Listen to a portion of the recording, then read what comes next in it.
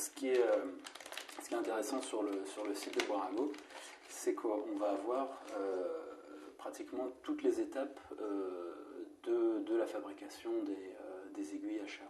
On a à la fois toutes les étapes et les déchets de fabrication qui correspondent à chaque étape, depuis le moment où on va prélever l'os pour le transformer en aiguille, jusqu'au moment où on va casser l'aiguille en cours d'utilisation et qu'on va la réparer. Là, je suis en train de faire une nervure guide. C'est une incision un peu profonde qui va guider la pointe du burin dans l'axe.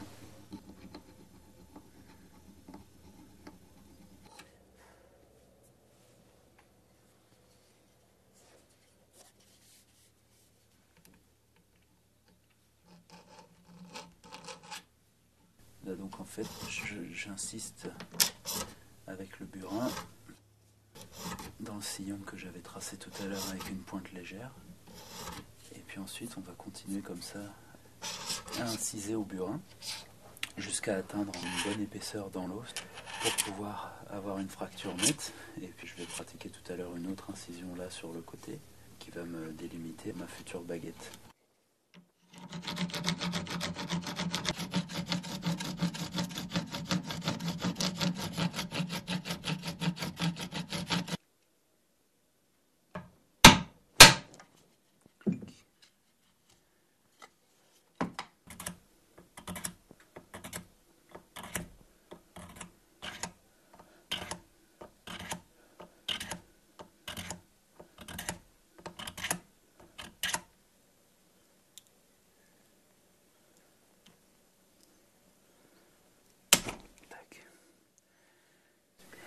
On a séparé un petit faisceau de 2 baguettes de la matrice.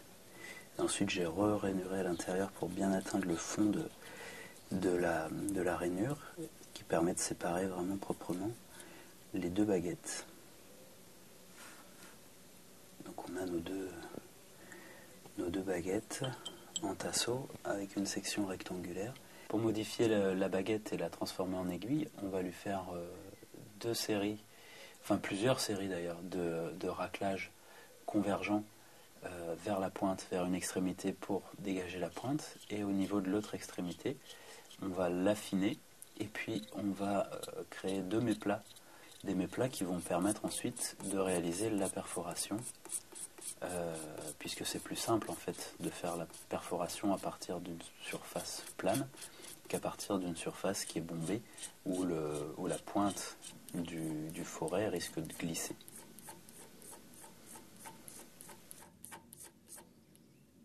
Maintenant, on va passer par une étape de polissage qui va terminer de régulariser la forme et qui va donner à l'aiguille sa forme définitive avant la perforation.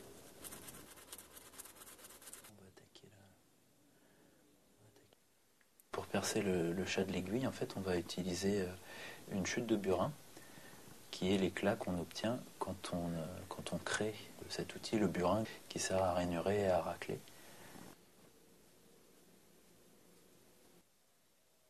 L'ultime étape, ça va être de reprendre l'aiguille à l'aide d'un burin pour refaire un raclage de surface qui va lui conférer vraiment tout l'aspect lisse qui pourra être intéressant pour bien fonctionner au moment de la couture.